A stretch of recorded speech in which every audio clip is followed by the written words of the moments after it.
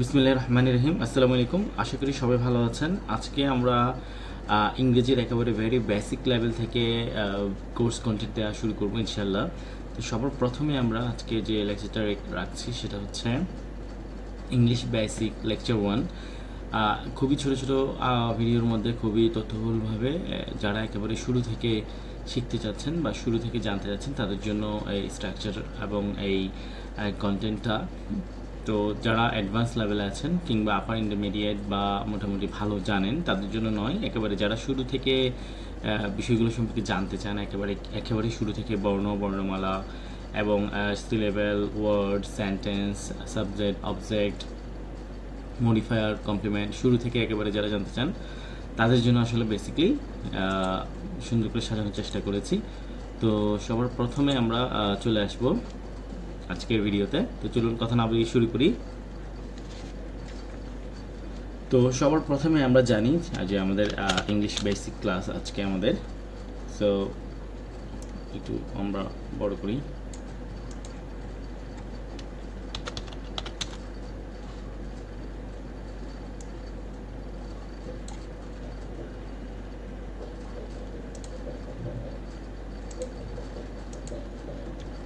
English basic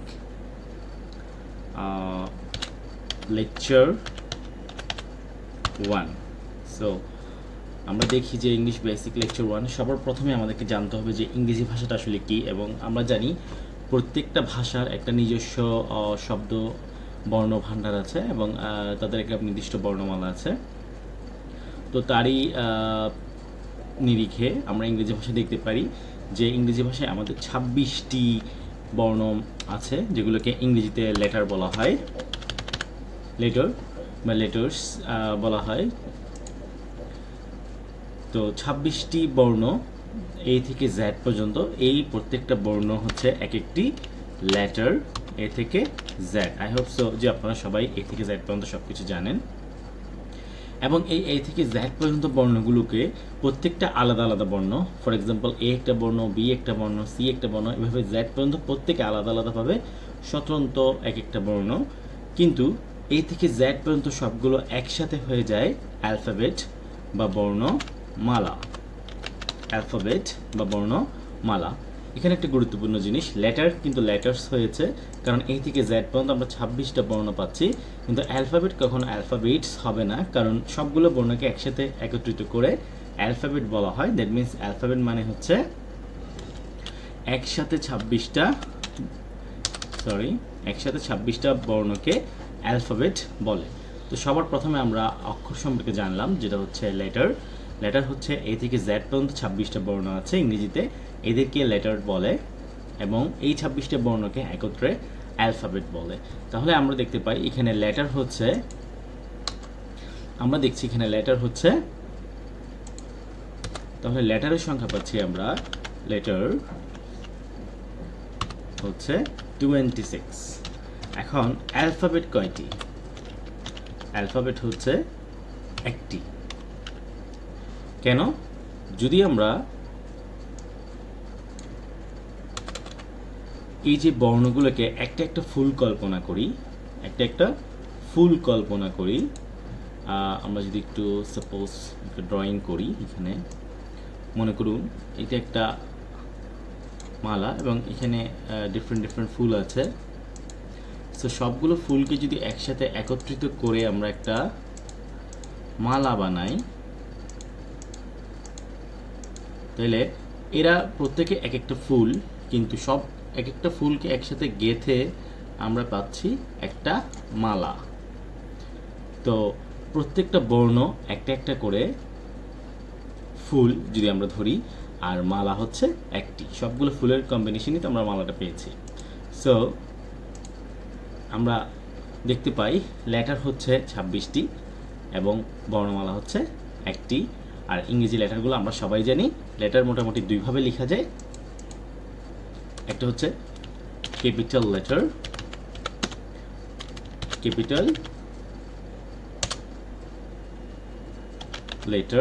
আর একটা হচ্ছে small letter. অর্থাৎ আমরা কি করতে পারি, বড় হাতের ছোট হাতের দুভাবেই লিখতে পারি। সো বড় হাতের কীভাবে আমরা লিখি, যেটা হচ্ছে capital লেটারে A B C D এভাবে চলতে থাকবে, যেগুলো বড় হাতের। আর ছোট হাতের আমরা লিখি এ বি সি ডি এভাবে চলতে থাকবে। এখন এই বর্ণগুলোকে উচ্চারণ করার জন্য সঠিকভাবে উচ্চারণ করতে পারাটা খুবই গুরুত্বপূর্ণ। এই সঠিকভাবে উচ্চারণ করার কারণে বা করতে না পারার কারণে আমাদের মধ্যে অনেক ভুল ত্রুটি থেকে থাকে। তো আমরা কিছু শব্দ আছে যেগুলো মূলত আমরা ভুলভাবে উচ্চারণ করে থাকি। এর মধ্যে প্রথম যে শব্দটা আছে, যে বর্ণটা আছে, সেটা হচ্ছে এই। এ মিন্স এই। এরপর যে বলে থাকি আমরা এটাকে আমরা এই উচ্চারণটা হবে এই। এরপর যে শব্দ, যেটা যে শব্দ আমরা উচ্চারণ করে থাকি, যেটা বলে থাকি আমরা যে, কিন্তু সেটা হবে যেই। একই রকম ভাবে কে বর্ণটা হয়ে যাবে খেই। এরপরে এই বর্ণটা আমরা সবাই মোটামুটি ডাব্লিউ উচ্চারণ করে থাকি, এটার উচ্চারণ হবে আসলে ডাবল ইউ। এরপর আমরা এইচ, এটার উচ্চারণ এইচ হতে পারে। এরপর জে বা জি, এটা জি জেড দুটো হতে পারে। জি জেড দুটোই উচ্চারণই সঠিক। একটা হচ্ছে আপনার ইংল্যান্ডে উচ্চারণ করা হয়ে থাকে এবং আরেকটা হচ্ছে আমেরিকাতে উচ্চারণ করা হয়ে থাকে। সো আমরা এই 26টা বর্ণ দেখলাম এবং 26টা বর্ণের মধ্যে কিছু বর্ণের উচ্চারণ সম্পর্কে আমরা জানলাম, এবং এরপর আমরা দেখব যে এই 26টা বর্ণের মধ্যে কিছু বর্ণ আছে যারা কারো সাহায্য ছাড়াই উচ্চারিত হতে পারে, এমন বর্ণগুলোকে ভাওয়েল বলে। তাহলে ভাওয়েল কি জিনিস? ভাওয়েল হচ্ছে এমন কিছু বর্ণ, এ থেকে জেড পর্যন্ত বর্ণগুলোর মধ্যে এমন কিছু বর্ণ আছে যারা নিজেরা স্বাধীনভাবে উচ্চারিত হতে পারে, অথবা যাদেরকে উচ্চারণ করার জন্য কারো সাহায্যের প্রয়োজন হয় না, এমন বর্ণগুলোকে ভাওয়েল বলে। সো বেসিকলি ভাওয়েল হচ্ছে 5টি, আমরা সবাই জানি। A, E, I, O, U. So vowel যদি 5টি হয়, তাহলে 26টার মধ্যে যদি 5টা চলে যায়, তাহলে আমরা পাই কনসোনেন্ট 21টি। তার মানে কনসোনেন্ট কি জিনিস? কনসোনেন্ট হচ্ছে সেই সব বর্ণ যারা উচ্চারিত হওয়ার জন্য ভাওয়েলের সাহায্য প্রয়োজন অথবা স্বাধীনভাবে উচ্চারিত হতে পারে না, এমন বর্ণগুলোকে কনসোনেন্ট বলে। ফর এক্সাম্পল বি উচ্চারণ করে দেখতে পারেন। বি, এই উচ্চারণ করার জন্য বি এর সাথে ই এর একটা টোন চলে আসে। সো ভাওয়েলের টোনগুলো চলে আসে। সো এরা স্বাধীনভাবে উচ্চারিত হতে পারে না, এদের উচ্চারণ করার জন্য ভাওয়েলের সাহায্য প্রয়োজন হয়, এজন্য এদেরকে কনসোনেন্ট বলা হয়। তবে ইন সাম কেস আমরা দেখতে পাই যে ভাওয়েল একটা স্পেশাল ভাওয়েল আছে যাকে বলা হয় ওয়াই। এটা হচ্ছে হিডেন ভাওয়েল বা স্পেশাল ভাওয়েল। তো সেক্ষেত্রে আমরা এখানে কনসোনেন্ট পাই 20টি। এবং আরেকটি গুরুত্বপূর্ণ তথ্য, সেটা হচ্ছে আচ্ছা, ভাওয়েল অ্যান্ড কনসোনেন্ট কি কাজ করে? ভাওয়েল অ্যান্ড কনসোনেন্ট মূলত সাউন্ডকে ফোকাস দেয়। অর্থাৎ আমরা যেভাবে শব্দটা উচ্চারণ করি, অর্থাৎ প্রোনাউন্সিয়েশন অথবা আমাদের যে ধ্বনিতারণ যেটা আছে, সেখানে কি করে? সাউন্ডকে ফোকাস দেয়। তাহলে এখানে আসেন, যে লেটার এই থেকে জেড, এটা কি? এটা মূলত আসলে একটা সিম্বল বলতে চিহ্ন। কিভাবে চিহ্ন? ফর এক্সাম্পল এই চিহ্নটাতে আমি বুঝতে পারি এটা এ, এটা বি, এটা C. So letter is a symbol, আর অ্যালফাবেট হলো সেট অফ লেটার্স। অ্যালফাবেট কি? Set of letters. অ্যালফাবেট একটি, দ্যাটস ওয়াই এটি হচ্ছে set of letters. Okay, so আমরা অনেক কিছু শর্টকাট আলোচনা করেছি।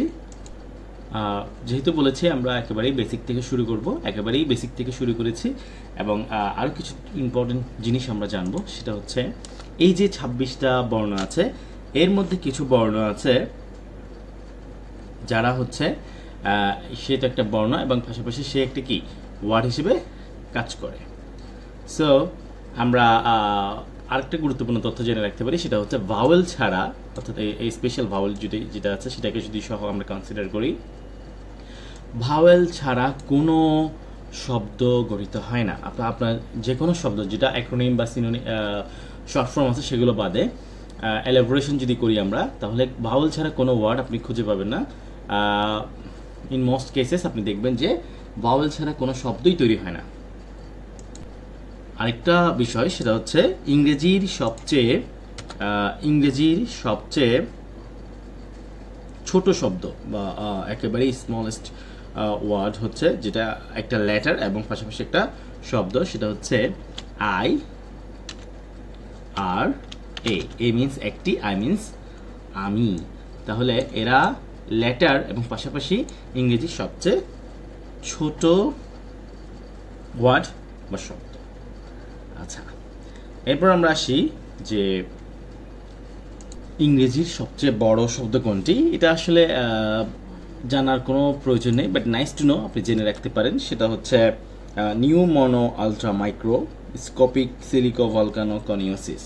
এটা হচ্ছে জাস্ট নাইস টু নো, এটা আপনার কখনো কাজে লাগবে না বা এটা দিয়ে আপনি খুব বেশি উপকৃত হবেন, বিষয়টা এমনও না।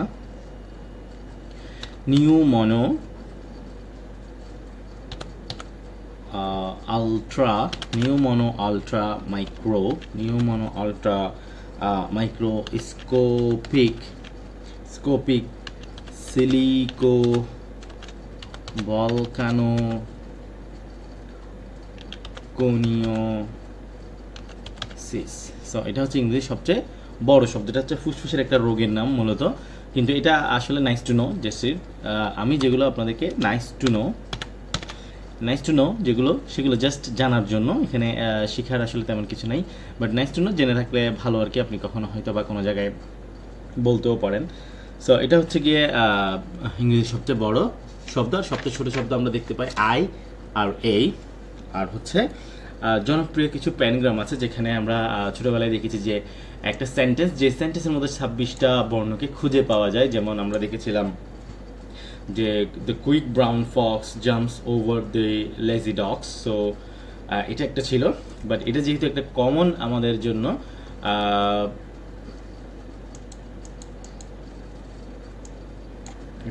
যেহেতু কমন ছিল, সো আমরা একটু নিচের দিকে চলে আসি, এই সাইডে একটু লেখার চেষ্টা করি। অলরাইট,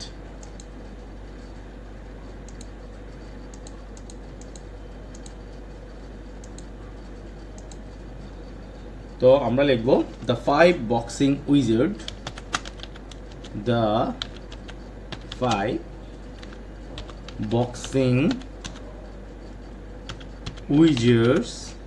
উইজার্স মানে হচ্ছে আপনার জাদুকর বা যারা জাদুবিদ্যায় পারদর্শী এমন লোকজন। জাম্প কুইকলি,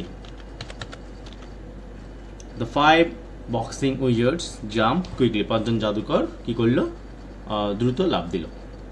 সো এটাই ছিল আজকের আমাদের বেসিক ক্লাসের মূল আলোচনা। আমরা আজকে জানলাম যে আসলে বর্ণ কী, বর্ণমালা কী, বর্ণ কয় প্রকার, বড় হাতের ছোট হাতের, এগুলো আপনি একটু ভালো করে জানবেন।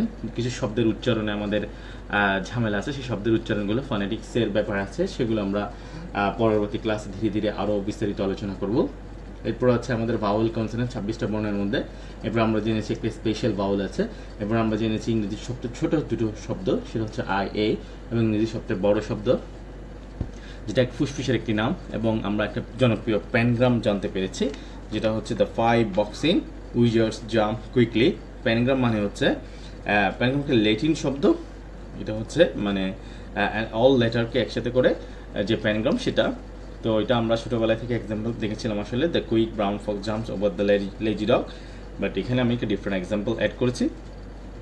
সো এরপর আমরা জানি যে অ্যালফাবেট হচ্ছে একটি, যেটাকে বলা হয় সেট অফ লেটার্স, আর লেটার্স হচ্ছে আলাদা আলাদাভাবে প্রত্যেকটা বর্ণ। এরপর আমরা জেনেছি ভাওয়েল অ্যান্ড কনসোনেন্ট মূলত সাউন্ডকে ফোকাস দেয়। এরপর আমরা পরবর্তী ক্লাসে ইনশাল্লাহ ওয়াজ সেন্টেন্স কীভাবে তৈরি হয় এবং সেন্টেন্সের প্রকারভেদ থেকে শুরু করে ধীরে ধীরে আমাদের সিলেবেল, এরপর হচ্ছে আপনার সাবজেক্ট, অবজেক্ট, এবং মডিফায়ার কমপ্লিমেন্ট এগুলো সম্পর্কে আস্তে আস্তে ধারণা নিয়ে আমরা আসলে ভিতরের দিকে যাব। So lecture 1 very basic. So আগেই বলেছি যাদের বেসিক খুব ভালো বা যারা একটু আপার ইন্টারমিডিয়েট অ্যাডভান্স লেভেল আছেন তাদের জন্য নয়, যারা খুবই একেবারে শুরু থেকে শুরু করতে চাচ্ছেন এবং যারা বেশি দুর্বল তাদের জন্য এই ক্লাসটা। সো আশা করি ক্লাসটা ভালো লাগলো। দেখা হবে পরবর্তী লেকচার 2-তে। সে পর্যন্ত সবাই ভালো থাকুন, সুস্থ থাকুন। আল্লাহ হাফেজ।